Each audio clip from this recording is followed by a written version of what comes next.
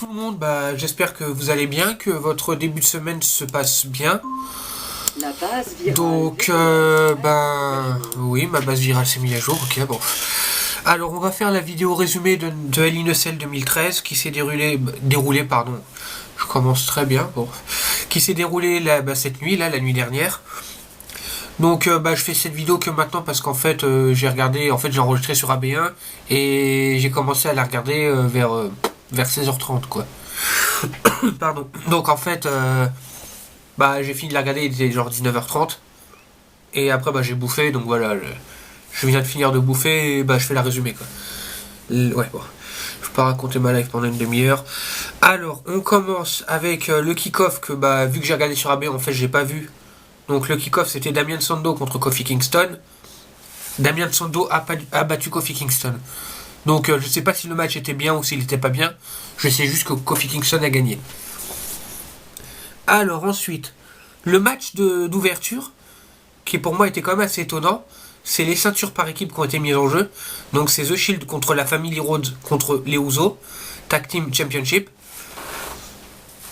Alors, déjà c'est un petit peu étonnant qu'ils commencent par ça, mais bon, à la limite ça donne le ton de la soirée. Hein. Mais j'aurais pas commencé par ce match-là, moi personnellement. Enfin bon.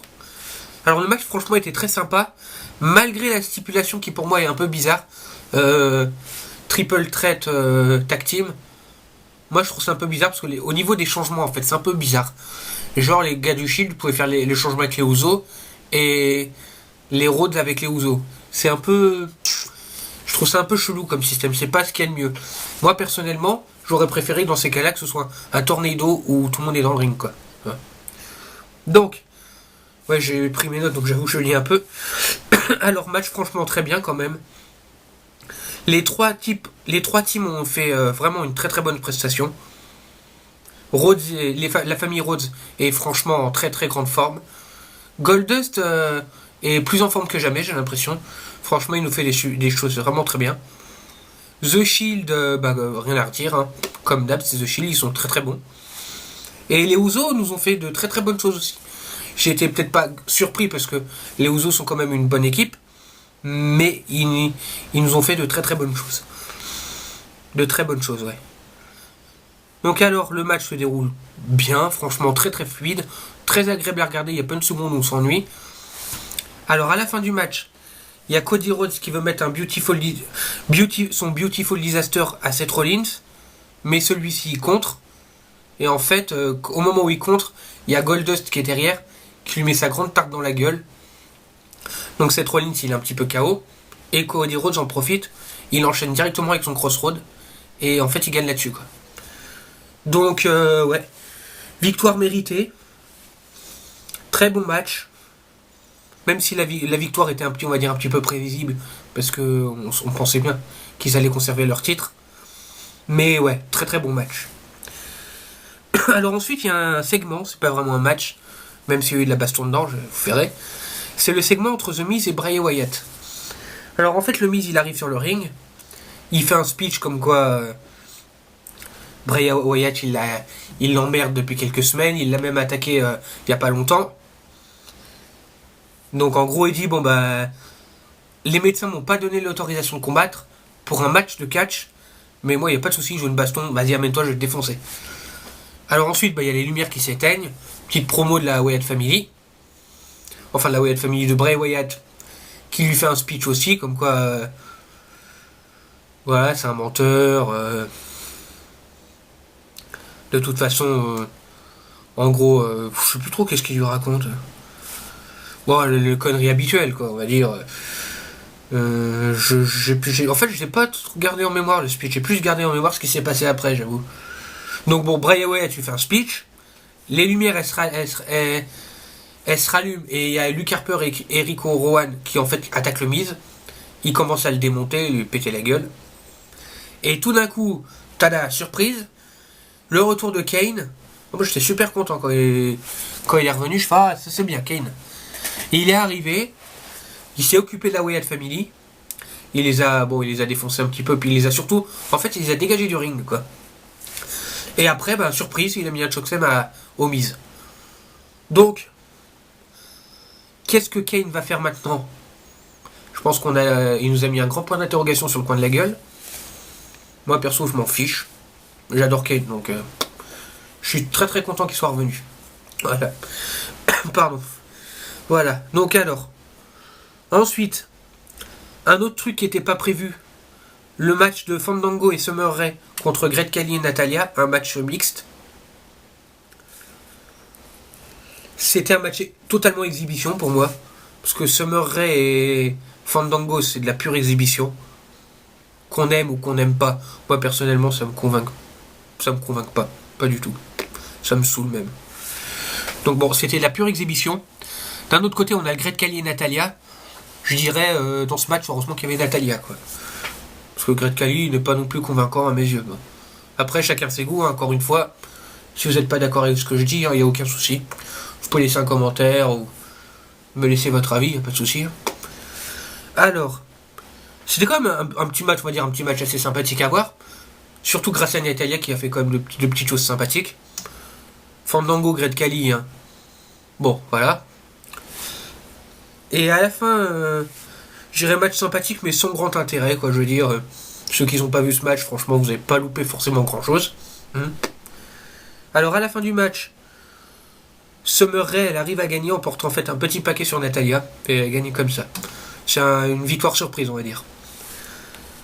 Donc, alors ensuite, quatrième match. Enfin, quatrièmement, pardon. Encore une surprise. Dean Ambrose contre Biggie Langston. Apparemment, ce match a été décidé lors du kick-off. Pour le United States Championship. Titre des États-Unis. Donc, à mon avis, ils se sont dit, ils n'ont pas pu mettre Curtis Axel dans le match d'ouverture contre Biggie Langston. Donc, à mon avis, ils avaient vraiment envie de donner un match à Biggie Langston pour peut-être confirmer son face turn. Donc, ils lui ont donné un match pour un autre titre, le United States.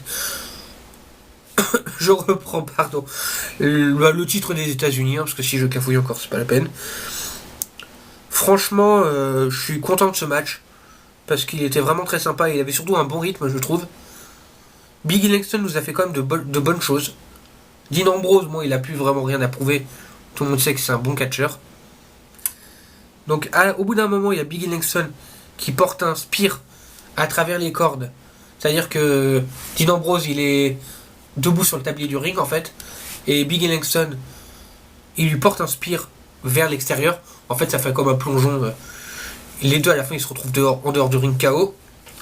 Biggie Langston, il arrive un petit peu à se relever et à remonter dans le ring. Et c'est un petit peu étonnant, un petit peu décevant aussi. J'ai regardé le match avec ma petite sœur et elle aussi, elle aime bien Dean Ambrose. Et on a eu un petit peu le même avis là-dessus. C'est qu'on était quand même déçus de voir Dean Ambrose en fait refuser le combat. Genre, il est parti, quoi. Et il a laissé l'arbitre compter jusqu'à 10. Et il s'est fait volontairement disqualifier. Moi, j'ai trouvé ça en fait, comme dommage parce que Dean Ambrose, c'est quand même un bon catcheur et ça n'a jamais été son genre de refuser le combat. Donc le voir agir comme ça, moi j'ai trouvé ça un petit peu petit, quoi. Donc après, Biggie Langston, il arrive à le choper, il le refout dans le ring et puis il lui porte son Big Ending. Big Ending, ouais, c'est ça, ouais. Sa prise de finition, quoi. Donc ouais, quand même un bon match. Voilà.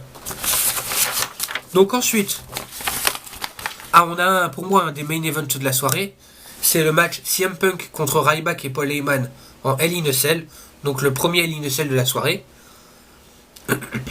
Alors bon, les deux catcheurs, ils arrivent sur le ring. Enfin, CM Punk arrive sur le ring. Ryback arrive sur le ring. Et là, tout d'un coup, tu vois Paul Heyman qui se pointe sur un élévateur. Normal, hein. Tu te dis, mais qu'est-ce qu'il faut ce con? Bon. Alors tu vois cette espèce de gros con arriver sur un élévateur. Il se met contre la porte de la cage. Il commence à faire son speech. Je suis Paul Heyman, je suis le best in the world, machin truc. Et il lève l'élévateur. Et en fait, il va se mettre sur le toit de la cage. Je me dis, mais qu'est-ce qu'il fait ce con? Pourquoi il me sur le toit de la cage, cette espèce de gros con? Je sais pas, mais je me suis dit, mais c'est ce que je me suis dit. Moi, je me suis dit, mais pourquoi il fait ça? À quoi ça sert? Bon. Alors, le match commence avec juste CM Punk et Ryback dans le ring. La porte de la cage est fermée normalement. Donc le début de match, franchement, ça part direct. C'est un match qui est très très brutal, qui est très serré. Chacun leur tour, ils prennent l'avantage. Alors c'est comme moi j'ai trouvé ce match très très bien parce que c'est un bon Hell in a Cell. Ils se sont bien servis de la stipulation pour se foutre dans la cage, se servir de chaises, de quêtes de stick et de table, et de la cage comme arme, c'est-à-dire qu'il y a eu des projections dans la cage, il y a eu un petit peu des écrasements sur la paroi de la cage. C'est très bien. Donc vers la fin du match, il y a CM Punk qui porte sa descente du coude à travers... qui réussit à mettre Ryback sur une table et qui porte sa descente du coude à travers la table. Et ensuite, il arrive à enchaîner avec son GTS et il arrive à remporter la victoire comme ça. Donc ensuite, il est content et il reprend un peu ses esprits. Puis il lève la tête. Il fait tiens, je t'avais oublié toi. Attends, j'arrive. Il sort de la cage. Il monte sur la cage. Il va sur le toit. Il met un kendo stick dans son slip. Ça m'a bien fait marrer ça. Il a pris un kendo stick. Où je le mets? Ah bah tiens, je le mets dans mon slip. Tiens. Ah, après tout. Hein. Il fout son kendo stick dans son slip. Il monte sur le toit de la cage. Puis il s'occupe de Paul Heyman, quoi, 2-3 kendo sticks, il le tabasse. Et puis à la fin, il lui met un GTS à Paul Heyman. Donc je pense que beaucoup de monde était content de voir enfin Paul Heyman se prendre une branlée. C'est bien, ouais. Et ça finit comme ça. Paul Heyman est allé comme un gros tas, pardon que je le dis comme ça, mais comme un gros tas sur la cage. CM Punk il est content, il célèbre un peu, puis il repart. Donc ensuite, le match tag team Los Matadores contre les Reals américains. Donc pour moi ceci c'était une petite exhibition, même si c'était quand même plus sérieux que le match avec Fandango et machin.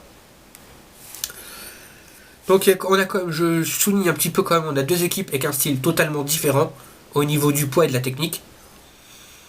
Los Matadores c'est du pur aérien, du pur high flyer. The Real américain c'est de la pure puissance et de la pure technique. Donc ça a donné comme lieu à un match assez sympathique, malgré que je le répète, j'ai dit dans ma vidéo de pronostic, pour moi la gimmick des Los Matadores c'est complètement naze, c'est nul à chier. C'est de la merde quoi, faut arrêter. C'est vraiment une gimmick de clown quoi. Je trouve qu'ils prennent un petit peu les gens pour des cons, c'est trop gamin. Moi j'aime pas. Après encore une fois c'est que mon avis hein. Bon. Mais ça a quand même donné lieu à un match très sympa, on va dire. Alors j'ai encore envie de faire un clin d'œil à Antonio Cesaro qui pour moi a fait un petit peu qui a un petit peu mis le match en lumière surtout pour son équipe. Et je fais un clin d'œil à la prise qu'il a fait sur un des deux frères parce que j'arrive pas à voir c'est qui est qui. Il y a Diego et je sais plus c'est qui l'autre. Bon, un des deux. Et il lui a fait sa prise de l'hélicoptère là quoi, il le fait tourner dans le ring, mais il l'a fait bien plus longtemps que d'habitude je pense. Et là franchement pour le coup encore une fois chapeau Antonio Cesaro parce que c'est quand même un putain de l'athlète et ouais il est très très respectable je pense. Donc je pense que quand il va retourner en solo il va faire de bonnes choses ouais. Donc à la fin il y a Swagger qui cafouille un petit peu, qui rentre dans Cesaro par erreur, et Los Matadores ils en profitent pour faire leur finisher par équipe sur Jack Swagger et gagner comme ça. Et un truc que j'ai trouvé bon, ça peut t'assimiler à du comique. Moi personnellement j'ai trouvé ça un petit peu humiliant, nul. C'est à la fin du match t'as Torito là, leur petit truc, leur petit gars là, bon apparemment c'est un bon luchador au Mexique, mais bon en Torito pour moi c'est juste une petite merde quoi. Malgré qu'apparemment le mec en lui-même, j'ai rien contre lui, apparemment c'est un bon catcheur, mais la gimmick de Torito c'est naze quoi, c'est pourri. Bon. Alors, Torito, en fait, il les humilie un par un. Il humilie Zeb Colter, il humilie Jack Swagger et Antonio Cesaro. Ils ont pas besoin de ça, quoi. Je veux dire, ils ont déjà gagné leur match. Qu'est-ce qu'ils vont faire passer des athlètes, surtout Antonio Cesaro, qui a quand même fait de bonnes choses. En fait, à la fin, ils crachent un petit peu sur ce qu'il a fait pendant le match, parce qu'ils le font passer pour un con, quoi. Moi, ça me... Ouais, bof. Bon, pas s'éterniser là-dessus, hein. Ensuite, on passe au match John Cena contre Alberto Del Rio pour le World Heavyweight Championship. Alors, le retour de John Cena, il y en a qui l'attendaient, il y en a qui ne l'attendaient pas. Moi, personnellement, je l'attendais pas trop, mais j'ai quand même... j'ai été un petit peu plus content de le voir que d'habitude, on va dire. Bon, après, encore une fois, hein, les goûts et les couleurs, ça se discute pas. Je suis pas un pro-Cena, mais je suis pas non plus un anti-Cena. C'est pas mon catcheur préféré, c'est pas mon catcheur détesté, mais je respecte quand même l'athlète. Parce qu'il fait quand même de bonnes choses. Hein. Faut pas non plus cracher dans la soupe, des fois il nous fait de bons trucs. Notamment pendant ce match-là, il nous a fait quand même de belles choses. Hein. Faut pas non plus... faut pas exagérer, quoi. Donc alors, le match, il commence avec Alberto Del Rio, pardon. Ouais. Ouais, Alberto Del Rio qui il s'attaque directement au bras de John Cena qui est un petit peu en convalescence encore. En fait, il a un bandage, j'ai vu ça dans une news sur internet. Il a un bandage, je sais pas parce qu'il est encore blessé, c'est en fait pour éviter de se reblesser. C'est pour ça qu'ils lui ont mis apparemment cette espèce de protection noire qu'il avait. Encore une fois, si je me suis trompé ou si j'ai mal dit des choses, vous pouvez me corriger. Hein. Ça peut arriver de me tromper ou de mal avoir lu le truc. Donc franchement, c'est un match qui était quand même assez brutal. Cena, il a quand même un catch assez brut. Alberto Del Rio, c'est même pas la peine. Ce type, il est hyper brutal, quoi. Donc franchement, très très bonne prestation des deux. Alberto Del Rio, malgré son catch très très brutal, il nous fait quand même de bonnes choses. Et Cena nous a fait de bonnes choses, je répète. Moi, je trouve qu'il nous a fait... Il a enchaîné quelques bonnes prises, je trouve. Donc alors, à la fin, John Cena, il arrive à... Alberto Del Rio qui porte son Jujikatame à John Cena. John Cena qui arrive à relever la prise et à enchaîner en Spinebuster. En fait, il contre. Ensuite, Alberto Del Rio, un peu plus tard, il essaye de lui reporter le Jujikatame. John Cena, il arrive à le contrer et il enchaîne avec son Attitude Adjustment. Et il gagne le match comme ça. Donc en gros, victoire de Cena sans grande surprise. Moi, je me serais peut-être attendu un catch de Damien Sandow. Parce qu'en fait, pendant une bonne partie du match, il nous montrait sur le Titantron, en fait, des images de Damien Sandow qui était dans les coulisses en train de regarder le match. Et des fois, il donnait l'impression vraiment que... J'y vais ou j'y vais pas? J'y vais, non. En fait, il attendait, on aurait dit qu'il attendait uniquement le moment pour y aller, quoi. Donc, le fait qu'il y soit pas allé, c'est peut-être, je sais pas, peut-être un peu étonnant, quoi. Donc, John Cena, nouveau World Heavyweight Champion, pardon. Je pense qu'il y en a que ça va saouler. Moi, ça me dérange pas plus que ça. Parce que je suis tellement content de voir Alberto Del Rio enfin perdre son titre, que à la limite, je suis content, quoi. Parce qu'Alberto Del Rio champion, ça commence un petit peu à faire chier le monde, quoi. Alors je l'ai dit dans ma vidéo prono en plus, John Cena, qu'on l'aime ou qu'on l'aime pas, je pense que s'il garde un petit peu son titre, il va peut-être ramener un petit peu de lumière et remettre un petit peu en avant ce titre. Car ce titre mérite quand même d'être mis en avant. Voilà, c'est tout. Bon alors ensuite, le match pour le Diva Championship, AJ Lee contre Brie Bella. Donc AJ Lee étant accompagné de Tamina et Brie Bella accompagné de Nikki. Le match sympathique. Bonne performance des deux.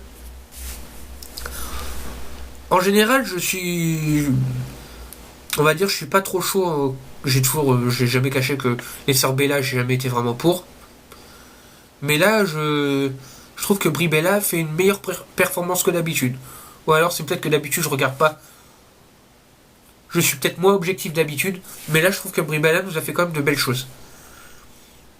AJ Lee comme d'hab, j'avoue que ça s'est quand même pas mal essoufflé. J'ai toujours eu tendance à défendre un petit peu AJ Lee en disant que oui, elle nous fait des choses pas terribles, mais elle nous fait quand même de bonnes choses aussi. Elle a quand même un petit peu ravivé un petit peu la division féminine, mais là j'avoue qu'elle s'est quand même essoufflée. Donc il serait temps soit que elle-même se réveille, on va dire, ou alors qu'elle perde le titre. Voilà. Après, je ne critique personne. Hein. J'apprécie un peu AJ Lee. Comme pour sur ce coup-là, j'ai apprécié la performance de Brie Bella. J'essaie quand même d'être un peu objectif, on va dire. Alors ouais, match très sympa. Bonne performance des deux. À un moment, il y a... Merde. Il y a Brie Bella qui arrive à porter un single left Boston Crab à AJ. AJ qui est quand même pas mal, qui est quand même assez proche d'abandonner. Il y a Tamina qui vient au bord du ring pour un petit peu foutre la merde, distraire l'arbitre. Tout d'un coup, Nikki, elle arrive derrière. Elle la dégage du ring. Elle lui fait un plaquage, quoi, un spear. Ça part en 4 fight. Donc Nikki qui met KO Tamina. Et après, il y a une espèce de cafouillage parce qu'en fait, le match il repart entre AJ et Brie Bella. Et Brie Bella veut mettre un coup de pompe dans la tête d'AJ. AJ esquive. Et en fait, Nikki Bella était vraiment tout au bord du ring. Elle était pas debout sur le. En fait, comment dire. Elle était vraiment juste à côté du ring, quoi. Et en fait, le pied de Brie Bella a tamponné Nikki Bella, quoi. Donc, en fait, sans faire exprès, Brie Bella a mis sa sœur KO. Elle est déstabilisée et du coup, AJ Lee en profite pour lui porter son Black Widow. Et elle gagne le match dessus. Alors ensuite, on voit AJ Lee qui repart dans les coulisses contente d'elle avec Tamina. Et Nikki Bella et Brie Bella qui sont dégoûtés au bord du ring. Voilà, bon. Alors encore une fois, bon match on va dire de Diva. Ça a été. Alors, ensuite, on termine avec le main event. Daniel Bryan contre Randy Orton pour le WWE Championship avec comme arbitre spécial Edge BK, Shawn Michaels, Mr. WrestleMania, The Main Event, Mr. Hall of Fame, machin truc. Donc on commence à enchaîner les entrées. Shawn Michaels il arrive en premier, puis Randy Orton, puis Daniel Bryan. Ensuite, surprise, bon pas vraiment, parce que bon, s'y attendait un petit peu. Triple H se pointe avec le titre. Il fait un petit peu son beau, quoi. Puis le match il commence. Triple H met le titre, puis en fait il repart. Donc le match il commence direct, pareil comme c'est le deuxième Hell in a Cell de la soirée, en fait, j'ai oublié de le préciser, pardon. Et ça commence comme le premier de la soirée, CM Punk Ryback. C'est que ça commence très très brutal. Avec un rythme rapide. Très serré quand même, parce que franchement, ils ont quand même du mal à prendre l'avantage sur l'autre, on va dire. Très très soutenu. Très très disputé. Très très très très. J'ai beaucoup très moi, ouais. De super bonnes choses encore une fois. Une bonne utilisation de la stipulation Hell in a Cell. J'ai trouvé ça un bon match Hell in a Cell. Edge BK transparent. Pendant la bonne partie du match, il est transparent, il est un arbitre. Voilà, on oublie presque sa présence des fois. Je dis bonne utilisation de cage et de chaise. Un moment, il y a un petit truc qui m'a fait un petit peu rigoler, c'est Daniel Bryan, il a commencé à s'exciter, il est sorti du ring. Il a mis une chaise sur le ring, il en a mis une deuxième, il en a mis une troisième, il a mis au moins une bonne dizaine de chaises sur le ring. Même Shawn Michaels, il allait le voir, il a fait mais qu'est-ce que tu fous là, merde. Et Daniel Bryan qui dit enlève-toi mon chemin là. Donc il a mis une bonne dizaine de chaises sur le ring. Ils sont remontés sur le ring après. Ça un petit peu en baston de chaise. Randy Orton a pris l'avantage quand même. Commencé à lui mettre un coup de chaise avec toutes les chaises. On dirait qu'il lui aurait mis genre une par une quoi. Il lui a mis un coup de chaise, il en a pris une autre, il lui a mis un coup de chaise. Ensuite il a empilé les chaises. Il les a laissées coucher mais il les a empilées pour faire un bon gros tas. Et ça a fini en fait en Randy Orton qui fait une superplex à Daniel Bryan sur le tas. Le pauvre s'est explosé le cul sur les chaises. Il a dû bien se faire mal. Bon. Alors ensuite, quand le match continue, Daniel Bryan qui commence à prendre l'avantage. Le match, Daniel Bryan arrive à reprendre l'avantage. Désolé, ouais, mon appareil photo il a coupé, donc je reprends. Alors, Daniel Bryan vient de se prendre une superplex par Randy Orton. Il s'est explosé le cul sur les chaises, le pauvre. Le match reprend. Triple H, d'un coup, se repointe, parce qu'il était déjà venu au début du match, ouais. Alors, il arrive. Il commence à venir embrouiller Shawn Michaels en lui disant qu'est-ce que tu fais bon, il l'embrouille, quoi. Donc, comme Shawn Michaels, il est dehors du ring en train de se faire mettre un petit peu la pression par Triple H, Randy Orton, de son côté sur le ring, était en train de tenter un tombé sur Daniel Bryan. Donc, Edge BK, forcément, il l'a loupé, le tombé. Randy Orton, il descend du ring, il va commencer à embrouiller Shawn Michaels. Donc, le pauvre, il s'est pris un double coup de pression. Shawn Michaels remonte dans le ring. Mais Triple H reste toujours, on va dire, autour du ring, il commence à s'exciter autour du ring, Triple H. Le match le repart un petit peu. Et en fait, dans la foulée, il y a un cafouillage, pardon. Je sais plus c'est qui, il y en a un des deux qui rentre dans Shawn Michaels, donc Shawn Michaels est assommé. Triple H qui s'inquiète un petit peu de l'état de son pote. Il va chercher les arbitres, il dit ouvrez la cage directe, je vais aller voir comment il va. Donc ils ouvrent la cage. Pendant que Triple H fait en sorte que la cage se fasse ouvrir, le match reprend. Daniel Bryan reprend l'avantage et en fait tente un tombé. Mais comme Shawn Michaels était KO, bah il n'a pas pu faire. Donc Daniel Bryan il va voir Shawn Michaels, il prend un peu de ses nouvelles, il va voir comment il va, il essaie de faire ce qu'il se relève. Triple H qui rentre dans le ring et bah qui dégage littéralement Daniel Bryan, il le prend, il le dégage. Il va s'inquiéter un petit peu de l'état de santé de son pote. Daniel Bryan qui a pas du tout apprécié de se faire dégager comme une merde par Triple H, qui lui enchaîne avec son coup de genou dans la gueule, sa prise de finition, avec le Yes Lock, c'est sa prise de finition, le coup de genou là. Et Shawn Michaels qui a vu qu'en fait Daniel Bryan s'en est pris à son pote, et instinctivement il lui a balancé un switching music dans la gueule. Donc je pense pas il voulait pas lui donner un switching music en pleine gueule, mais c'était instinctif quoi. Il a vu quelqu'un s'en prendre à son pote, le coup il est parti tout seul quoi. Donc Randy Orton il en profite pour ce coup là pour faire le tomber sur Daniel Bryan. Shawn Michaels dégoûté, il fait le tomber. Et il repart complètement dépité. Il se dit putain mais j'ai fait quoi là, il est dégoûté de lui-même quoi. Donc Shawn Michaels repart déçu lui-même. La cage se relève, normal. Daniel Bryan se relève avec un petit peu l'aide des arbitres parce qu'il est complètement sonné le pauvre. Randy Orton il va relever Triple H. Et quand Triple H en fait il comprend que Randy Orton a gagné le titre, il a un grand smile qui se met sur sa gueule, genre oh putain c'est bien ça. Et les deux ils ont le smile et puis ils célèbrent. Voilà comment le pay-per-view se finit. Triple H et Randy Orton en mode smiley avec la ceinture. Voilà. Donc dans l'ensemble c'était un bon pay-per-view. Malgré que moi personnellement à la fin de ce match là, le match pour le titre WWE, j'ai trouvé un peu fade. J'aurais aimé avoir un grand what the fuck. En fait c'est ce truc là que j'attendais. J'attendais soit une magistrale trahison de Shawn Michaels sur l'un ou sur l'autre, soit une intervention du Big Show. Mais je m'attendais vraiment à un truc de ouf quoi. Et là je trouve que il y a quand même un petit truc de Shawn Michaels un petit peu controversé on va dire. Mais c'est fade dans l'ensemble. Parce que c'est involontaire. Donc ça aurait été Shawn Michaels qui trahit Triple H ou Daniel Bryan. Là ça aurait été un grand what the fuck. Là il a mis un switching music à Daniel Bryan. Pardon. Mais il lui a mis inconsciemment presque. Donc un peu fade. Donc ouais, dans l'ensemble, bon pay-per-view. Moi, j'ai passé un bon moment en regardant ce truc. J'espère que vous aussi, vous avez passé un bon moment, que vous avez apprécié ce pay-per-view. Si vous avez envie d'en parler avec moi de quelque manière que ce soit, il n'y a aucun souci, vous pouvez me laisser un commentaire. Si j'ai dit une connerie ou si je me suis trompé dans un point ou j'ai fait une erreur, il n'y a pas de souci, je peux faire des erreurs. Hein. Pareil, vous me laissez un commentaire. N'hésitez pas à me corriger du moment que voilà, vous restez poli. Hein.